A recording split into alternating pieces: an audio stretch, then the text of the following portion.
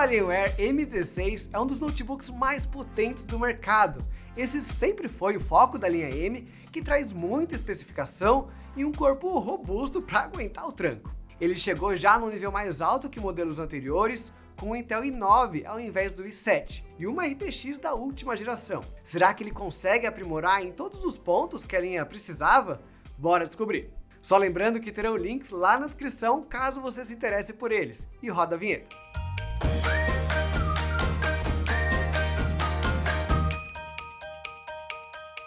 Para começar, de forma geral, a marca Alienware não possui modelos com foco em custo-benefício. A ideia é sempre ter um produto super avançado que, cobra o seu preço. Por isso você não encontra tantos concorrentes tentando lidar diretamente com ele. Tem a VEL, a Acer e a Asus, e algumas que não começam com A também, mas é um clube no geral mais fechado. 1 ou 2 modelos de cada marca no máximo, sempre num custo elevado. O que só aumenta a nossa exigência com esse produto.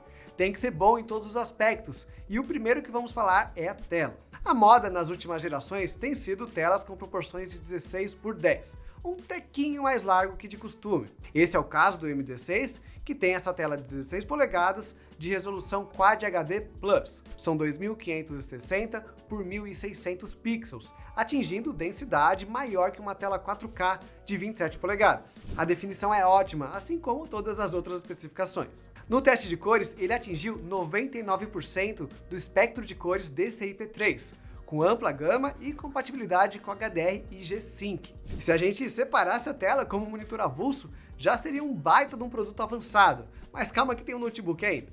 Aliás, o espaço extra da proporção de 16:10 não é algo tão impactante para a tela. É legal ter um cantinho a mais, porém nada que mude ou amplifique a usabilidade do M16. Onde eu senti que ela ajudou mesmo foi no tamanho total da máquina, que cresceu e pôde deixar o teclado menos espremido, com mais espaço também na lateral e também internamente. O aumento das dimensões, para mim, é a melhor parte de um notebook 16:10. Vamos falar da construção então, que também é bem avançada. O M16 é pesado e utiliza materiais firmes, que dão sustentação para a carcaça, mas a textura é emborrachada, que quase nunca mancha. Além disso, o teclado, sem brincadeira, é extremamente confortável. Isso é algo que nem todos dão atenção, mas como alguém que ganha vida escrevendo, eu valorizo um teclado legal, e esse para mim foi moldado para o meu gosto. Ele é leve e com boa resposta, também com um toque levemente emborrachado, que dá uma certa suavidade à digitação. Claro que isso é algo preferencial, você pode preferir teclados mais firmes, mas eu fiquei muito satisfeito com a minha experiência aqui com o M16. Olhando para sua usabilidade, a Dell te dá algumas formas mais simples de configurar macros nele, e também alguns detalhes diferentes, como o multimídia na direita e o bloqueador de tecla Windows ao lado do espaço. O teclado também é retroiluminado, RGB, com configurações de cores. Inclusive, elas reagem, por exemplo, o mudo, que pode apagar ou acender, dependendo do estado dele. Só faltou aqui mesmo um leitor de digitais e um numpad. Aliás, na parte de RGB, o Alienware está bem servido. Você muda a cor do ícone do Power, da cabeça do Alien na traseira e do círculo atrás também. Falando na construção, você encontra passagens de ar na lateral, na traseira, na tampa inferior e em cima. Essas grades perto do teclado não são só decorativas, mas também não são totalmente abertas. Você consegue ver 2 passagens com uma lanterna de preferência, onde a ventoinha puxa o ar para dentro da carcaça. A lateral é levemente arredondada também, o que muda um pouco a forma que o ar sai dali. Aliás, isso ocupa bastante espaço, então apenas na esquerda você encontra algumas conexões. O RJ45, uma porta USB e a entrada para fone de ouvido estão por ali, enquanto que o resto está na traseira. Lá são 2 Thunderbolt 4.0, mais uma porta USB tradicional, o leitor de cartões SD, além de uma HDMI e uma DisplayPort. E olha, é a versão mini versão 1.4. Vale apontar que várias dessas portas USB possuem o Power Share, chegando até 15 watts de potência para um dispositivo externo. E finalmente, na parte inferior, além de muitos furos, ele possui um pé ou base por conta do tamanho. Ele percorre toda a tampa e funciona como um tipo de calço, bem grandão, para levantar o notebook e evitar que a saída de ar fique bloqueada. Se agora a gente tirar ela, podemos ver melhor toda a parte interna do M16, em especial a forma que ele utiliza todas essas passagens de ar pelo corpo. Logo de cara então, uma surpresa, 4 coolers. Te passo detalhes de funcionamento dele já quando falamos do benchmark. Podemos ver também que toda a grade lateral é utilizada como saída de ar para os dois coolers desse lado. Temos ainda uma que joga o ar para as memórias RAM e a quarta fica na posição mais usual.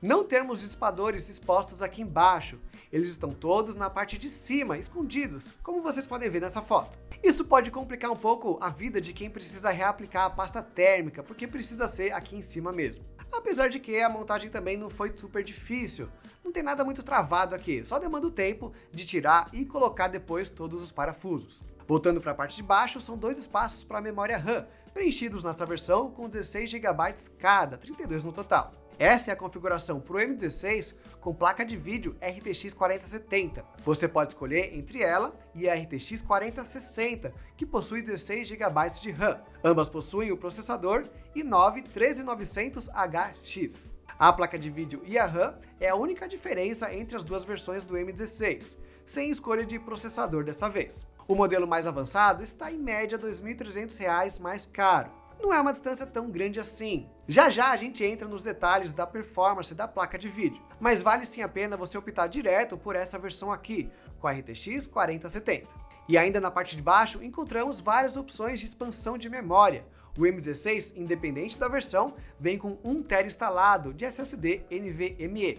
O SSD instalado é rápido, assim como era na versão anterior. No teste de velocidade máxima de leitura, ele foi 7.000 MB e a escrita foi de 5.000.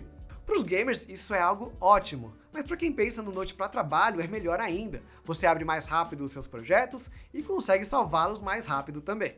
Para fechar a tampa, só falta falar da bateria. São 86 Wh, que dura pouco, mas não tão pouco assim, pelo menos não igual outros notebooks gamer. O M16 desliga a placa gráfica quando ela não está em funcionamento, reduzindo o consumo total.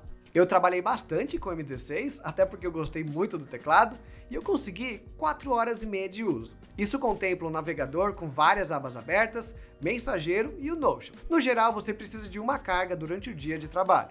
A fonte pelo menos é grande e potente, 330 watts. Para jogar ela fica sempre plugada, mas se pensarmos nela como um carregador, eu preciso deixar o M16 por 1 hora mais ou menos para conseguir carga suficiente para o resto do dia. Algo legal também é que quando ele termina de carregar o 100%, o sistema aciona o carregamento inteligente, numa tentativa de preservar a durabilidade da bateria, enquanto o Note está lá na tomada com ela no carga total. Como essa é a forma que você mais deve usar o Note enquanto joga, esse é um recurso muito importante. Costuma funcionar bem, no entanto, os resultados concretos só teremos no teste a longo prazo. Claro que os valores mais específicos dependem do seu uso. Mas antes da gente continuar, deixa eu lembrar vocês aqui do Comparador Escolha Segura. Esse é o nosso plugin que procura os melhores preços entre as lojas, testa cupons e ainda te permite criar alertas para você nunca perder uma promoção. Caso você prefira, temos também um grupo no Telegram. Lá nós colocamos todos os descontos e cupons que encontramos todos os dias, para você ficar muito bem informado. Várias formas aí de você sempre economizar na internet, os links estão aqui na descrição, caso você queira saber mais. E agora, bora voltar para a análise. Passando agora para o assunto benchmark, vamos para os testes e também medir a temperatura desse carinha.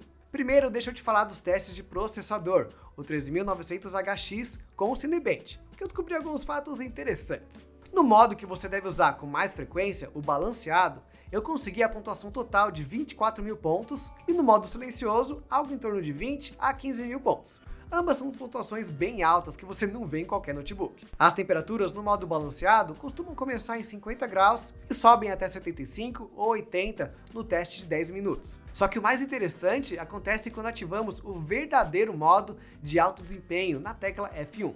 Quando você pressiona ela, a seleção de modo some do Command Center e o funcionamento do Note muda totalmente. Quase que de imediato as ventoinhas aceleram e a temperatura base sobe para perto dos 70 graus. E olha, é como se fosse o modo turbina de avião mesmo, pois as ventoinhas ficam muito barulhentas. Mas olha, segura a temperatura. Quando rodamos o teste, a pontuação simples de uma volta foi de 26.000 pontos. No entanto, olha só, no teste de 10 minutos do Cinebench, a pontuação subiu para 27.000. Nós observamos também um salto de temperatura no começo do teste, que depois diminuiu e voltou aos poucos a subir. Parece que na transição dos núcleos de desempenho para os núcleos eficientes, o processador tem um soluço e aumenta mais repentinamente a temperatura, que reflete numa pontuação um pouco menor no Cinebench com uma volta. Basicamente, o M16 termina o teste tão rápido que não dá tempo dele ativar todo o seu desempenho. Na parte de temperatura, claramente, o modo de alto desempenho desativa alguns limitadores,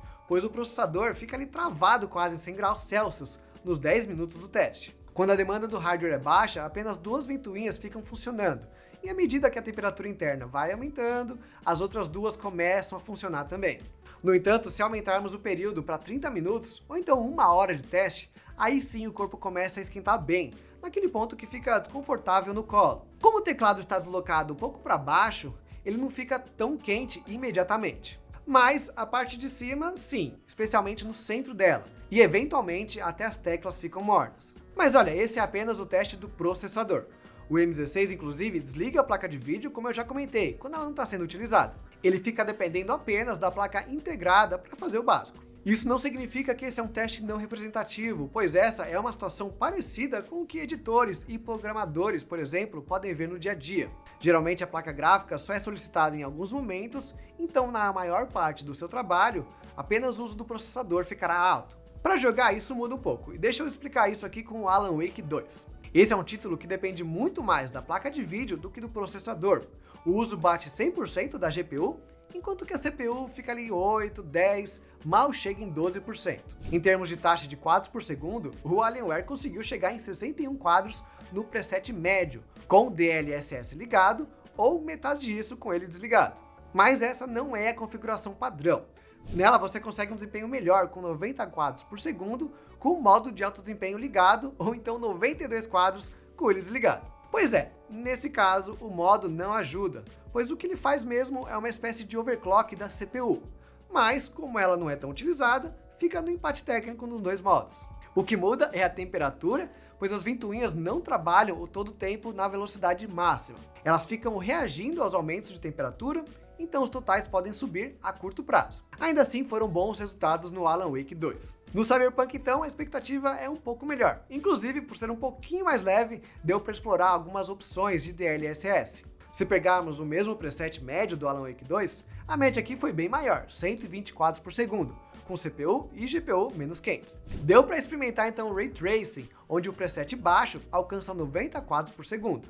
Na verdade, até no pior caso, que é o Ray Tracing Overdrive, a média ficou ok, em 45 quadros. Todos os resultados observados estão agora na tela, e apesar do Cyberpunk utilizar 20% da CPU, um pouco mais que o Alan Wake 2, o modo de alto desempenho também não gerou um impacto grande. Aumenta o ruído, mas a longo prazo até as temperaturas ficam niveladas. Mas um detalhe que não aparece no gráfico é que a temperatura interna foi um dos fatores mais divergentes de um teste para outro com o modo ligado, isso nos dois títulos.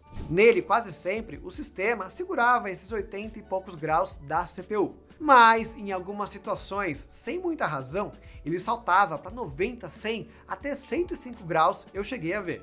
Isso aconteceu, inclusive, quando o limite de quadros por segundo foi ativado em 60, para tentar diminuir a temperatura total. A GPU respondeu bem, menos de 60 graus, mas a CPU continuou apresentando esses valores altos em alguns testes. Não foi sempre também, então foi até difícil diagnosticar o motivo. Caso você esteja pensando numa forma de maximizar o FPS, você tem na verdade duas outras possibilidades. Diminuir a resolução da tela, ou então tentar ligar o DLSS Frame Generator, que aumenta o FPS às custas de ainda mais delay. Utilizando uma dessas formas, a taxa de quadros por segundo sobe para o próximo degrau. E com os dois juntos, a soma não é linear, mas dá para chegar longe. Eu particularmente gostei bastante de jogar no médio em Full HD com o Frame Generator, para alcançar 180 quadros por segundo em algumas situações. O Alienware M16 então aguenta o tranco.